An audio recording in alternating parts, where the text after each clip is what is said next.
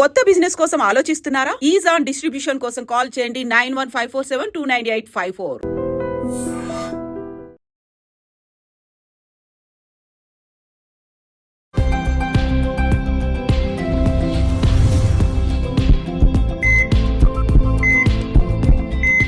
నమస్తే, welcome to healthy conversations with ఐడ్రీ media. నేను మీ Jhansi. So ఈ రోజు మనతో ఉన్నారు డాక్టర్ లక్ష్మి గారు, ayurvedic general physician, MD in Ayurveda.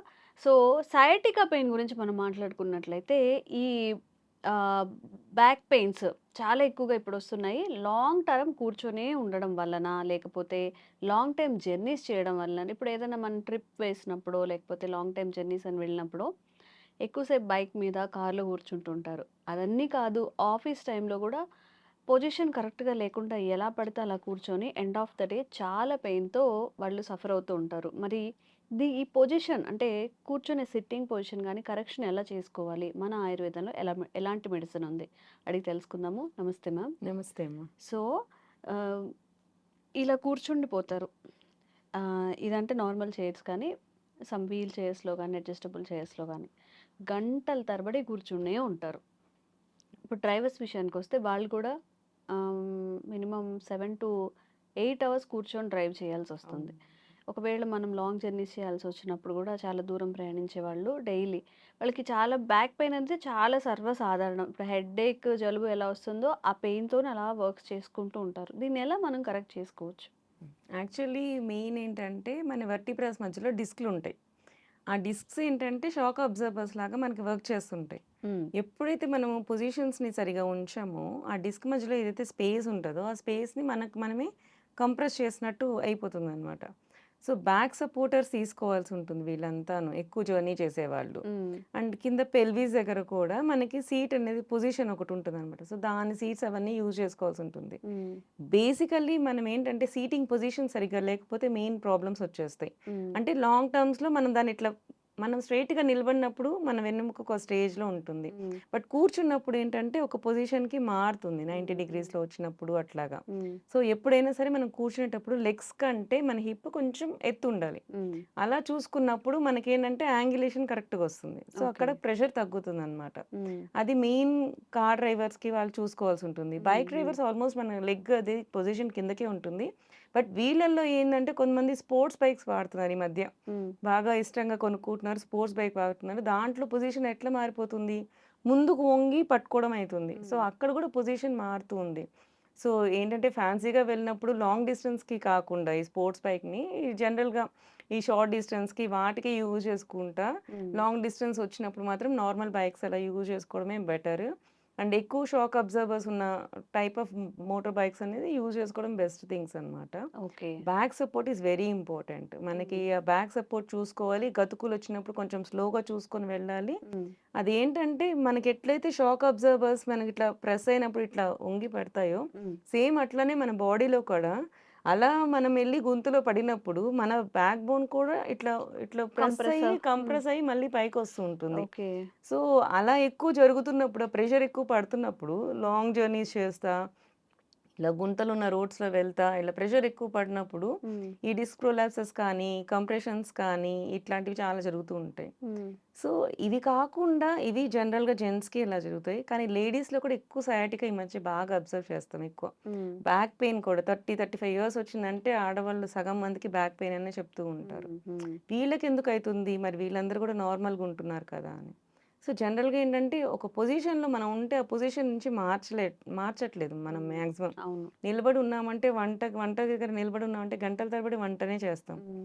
And నిలబడే అంట్లు తోమడం కానీ, నిలబడి ఇంతకుముందు స్టవ్ కింద ఉండేది. హ్మ్. అట్‌లీస్ట్ పొజిషన్ మనం కింద కూర్చొని మార్చుకునేవాళ్ళం. అవును. కూర్చునేవాళ్ళం, అటు ఇటు కొంచెం జరుగుతూ. లేసేవాళ్ళం, హ్మ్. తిరిగేవాళ్ళం, ముగ్గులేసేవాళ్ళం. హ్మ్. సో, స్పైన్‌ని రకరకాల పొజిషన్స్‌లో వి ఆర్ చేంజింగ్ అనమాట. హ్మ్. హ్మ్. ఇట్లా వంగడం, లేవడం, తిరగడం, ఈవెన్ రుబ్బే దగ్గర కూడా మనం ఇట్లా మూవ్ చేస్తూ ఉంటాం. సో, హ్మ్. ఆటోమేటిక్‌గా స్పైన్‌కి కావాల్సినన్ని మూవ్‌మెంట్స్ మనం వెన్నెముకకి మనం చేస్తూ ఉన్నాం. హ్మ్. ఇప్పుడుండే పొజిషన్స్‌లో మాక్సిమం ఏమైపోతుంది, మనం అలా నిలబడే అయిపోతోంది. చాలామంది ఈ మధ్య నేను అబ్జర్వ్ చేసిందేంటంటే, వంట చేస్తా పైన అరుగు మీద కూర్చునేస్తున్నారు. సో, అది కూడా ఏమైతుందంటే కంప్రెషన్ అయితుందనమాట. మన కాక్స్‌కి, గ్లూటియల్ మజిల్స్‌కి వీటికంతా కంప్రెషన్ అయితూ ఉంటుంది. సో, ఇవి కూడా కరెక్ట్ కాదు మనకి. అది చూసుకుంటూ మనం చేయాలనమాట. ఓకే. సో, అలా లాంగ్ అవర్స్ ఉండకూడదు. ప్రతి హాఫ్ అన్ అవర్‌కి అట్‌లీస్ట్ 2 మినిట్స్ ఆఫ్ వాక్ మధ్యలో లేసి నడవాలనమాట. నడవడము అంటే మనం ఇట్లా పొజిషన్‌లో ఉన్నామంటే ఇట్లా స్ట్రెయిట్‌గా ఉన్నాం కాబట్టి స్పైన్‌ని ట్విస్టింగ్ ఎక్సర్సైజ్ చేయాలి. అటు పక్కకి, ఇటు పక్కకి. జనరల్‌గా మనము చూసుంటే మెడ పట్టేసిన వాళ్ళు కూడా ఇట్లా, ఇట్లా మూవ్ చేసుకుంటూ ఉంటారు. సేమ్ అది మరి బాడీకి కూడా కావాలి కదా! సో, అదే టైప్ ఆఫ్ నెక్‌కి ఏదైతే మనము ఫ్లెక్షన్స్ చేసుకుంటామో, సేమ్ అట్లా నడుము కూడా మనం ఇట్లా స్ట్రెయిట్‌గా నిలబడి ఇటు వెనక్కి తిరగడం, అటు వెనక్కి తిరగడం, అట్లా 2 నిమిషాలు వాక్ చేయడము, కొంచెం వంగడం, లేవడం అవి చేసుకుంటూ ఉంటే సరిపోతుంది. ఓకే. సో, ఇవేంటంటే రాకముందు చేయాల్సిన థింగ్స్ ఇవన్నీ అన్నమాట. ఒకసారి వచ్చేసాక అన్ని అన్ని పొజిషన్స్ మనం చేంజ్ చేయలేం. సో, వాళ్ళు ఏంటంటే ముందు జాగ్రత్త చేసుకోవాలి. దాని తర్వాత మెడికేషన్స్ వరకు వెళ్ళాల్సుంటుంది. మెడిసిన్స్ తీసుకుంటున్నా సరే చిన్న చిన్న కరెక్షన్స్, చిన్న చిన్న ఎక్సర్సైజ్ చేయడము.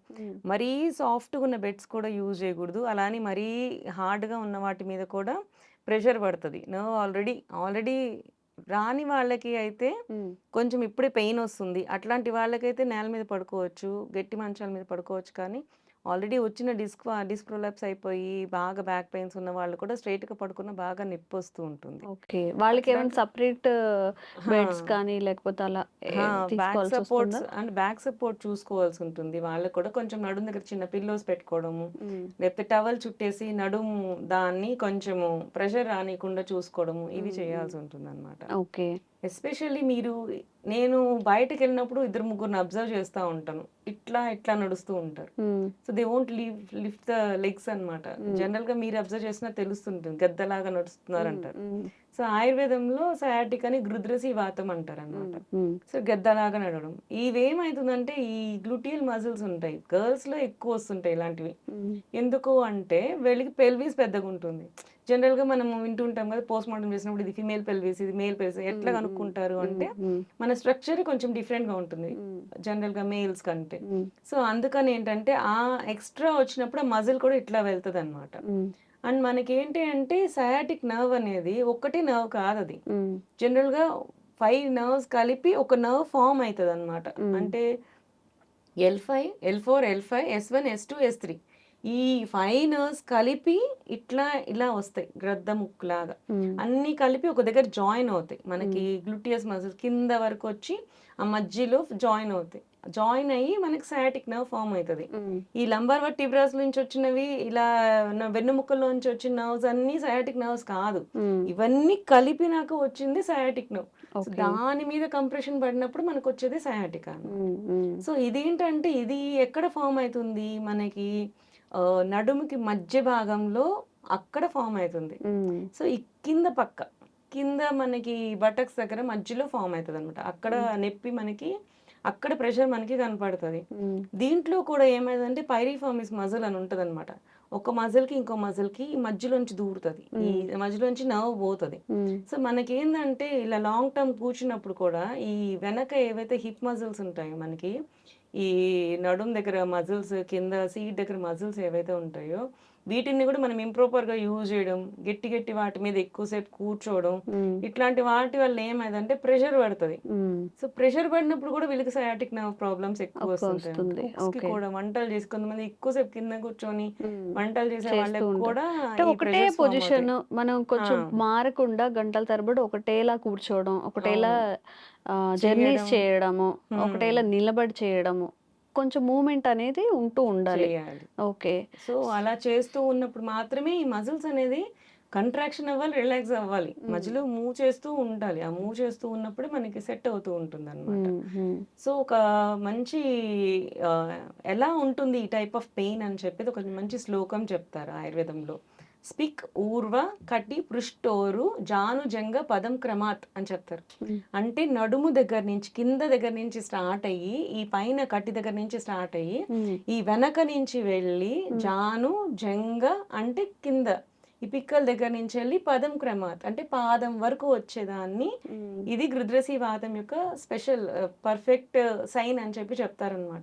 సో ఇది ఎప్పుడూ మనకి ఎలా నర్వ్ వస్తుంది అని చూసి చరక సంహిత, సుశ్రు సంహిత వీటిలో పర్ఫెక్ట్గా ఎలా ఉంటుంది నర్వ్, ఇట్లా మీకు పెయిన్ వస్తుంది అని చెప్పి పర్ఫెక్ట్గా చెప్తారండి మనకి. ఓకే. సో ఇవన్నీ ఏంటంటే సయాటిక్ నర్వ్ వరకు ఇట్స్ లేటెస్ట్ స్టేజ్ అనమాట. సో ఎర్లీగా ఫస్ట్ అక్యూట్ స్టేజ్ మనకి 5 స్టేజెస్లో మనకి సయాటికా పెయిన్ కనపడుతుంది. ఫస్ట్ అక్యూట్ స్టేజ్ ముందు నొప్పులు వస్తాయి. యాక్చువల్లీ నడు నొప్పి వస్తుంది. మనం ఏం చేస్తాం, చిన్న నొప్పే కదా అని చెప్పి అమృతాంజనము రాసేసి ఉంటారు. మూవ్ అయిపోతూ ఉంటాం మనం జనరల్గా. ఏంటంటే ఆ టైంలోనే సరే ఎక్కడో ప్రెషర్ పడుతుంది మనకి, మాటికి నొప్పి వస్తుంది, ప్రెషర్ పడుతుంది. ఆ స్టేజ్లోనే మనము పోస్చర్ కరెక్షన్స్ చేసుకోవాలి. సో అప్పుడు మనం చేసుకుంటే సర్జరీస్ వరకు వెళ్ళాం.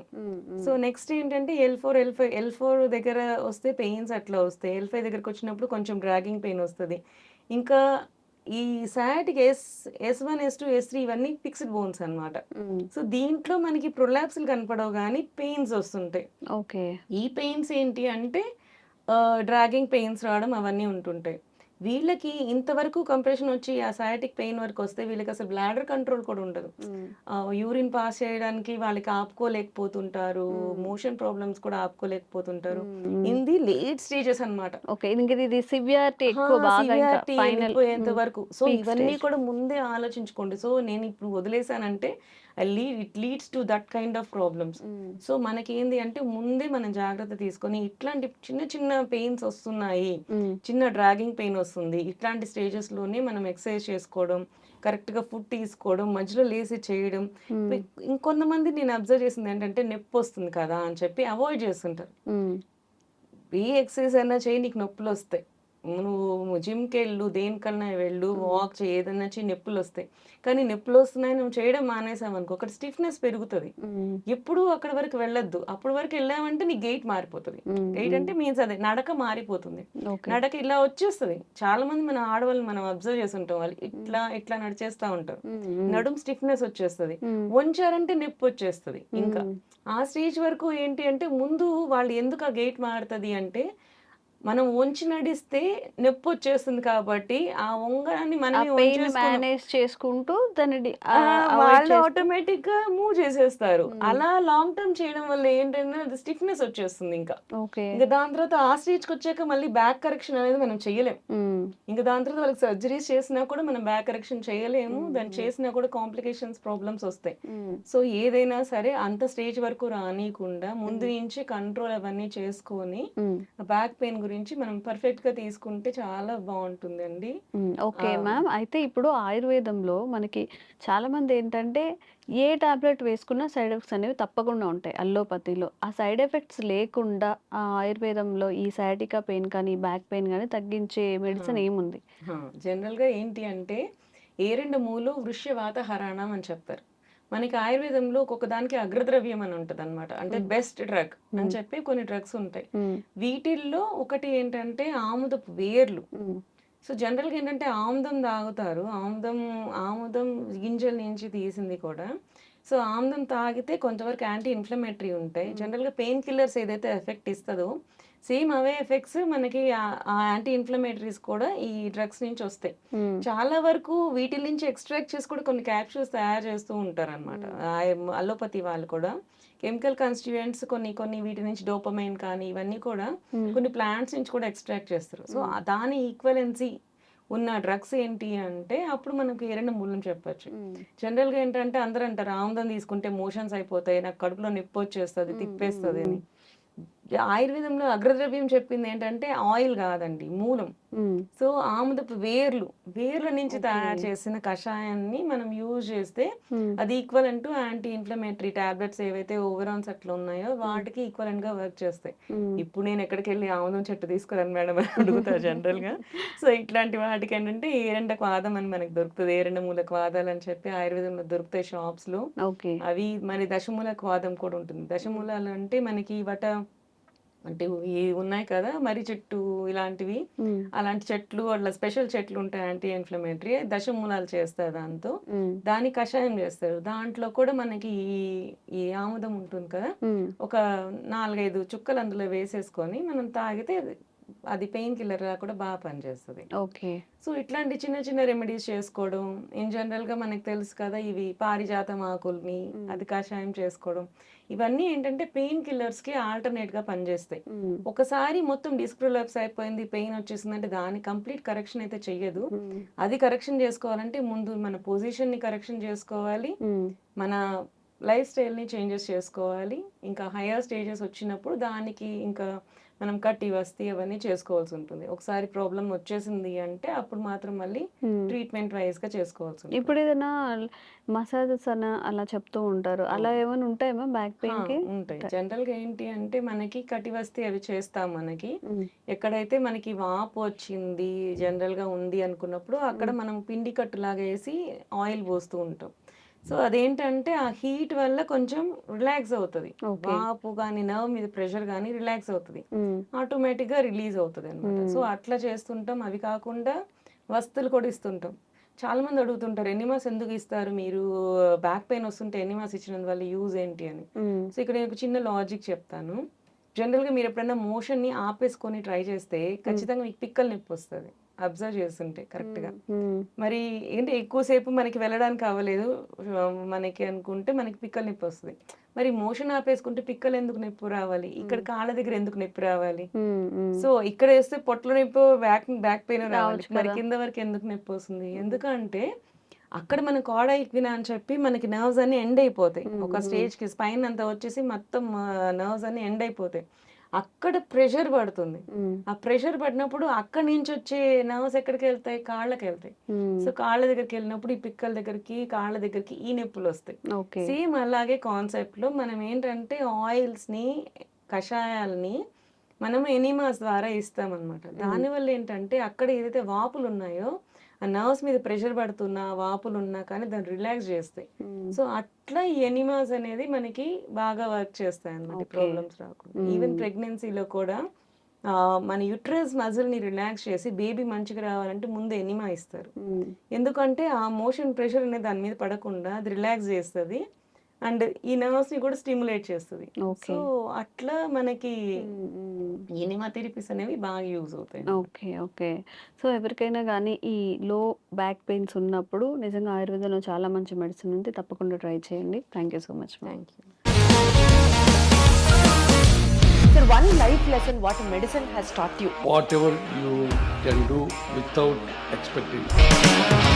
బట్ ఐ రియలీ బిలీవ్ మన పాజిటివ్ యాటిట్యూడ్ ఉంటేనే మనం ఏదైనా సాధించగలం. గట్ని మనం కరెక్ట్ గా డీల్ చేసినట్లయితే అది మనకి పాజిటివ్ హార్మోన్స్ ని రిలీజ్ చేస్తుంది. షుగర్ వచ్చిన వాళ్ళ పరిస్థితి ఏంటి? పొట్ట దగ్గర పెరిగితే దాన్ని ఆండ్రాయిడ్ అంటారు, ఆండ్రాయిడ్ ఫోన్ కదా. అసలు థాట్స్ ఎందుకు వస్తాయి? బ్రెయిన్ డెడ్ అంటే దానికి ప్రపంచం అంతా కూడా కొన్ని నిర్దిష్టమైనటువంటి లక్షణాలు ఉన్నాయి. మానసికంగా ధైర్యంగా ఉంటే క్యాన్సర్ జయించవచ్చు. You are a doctor for a cause sir, అంతే. వాళ్ళకి వచ్చిన ఆదాయం కాకుండా ఫ్రీ సర్వీస్ ఎంతమందికో చేస్తారు.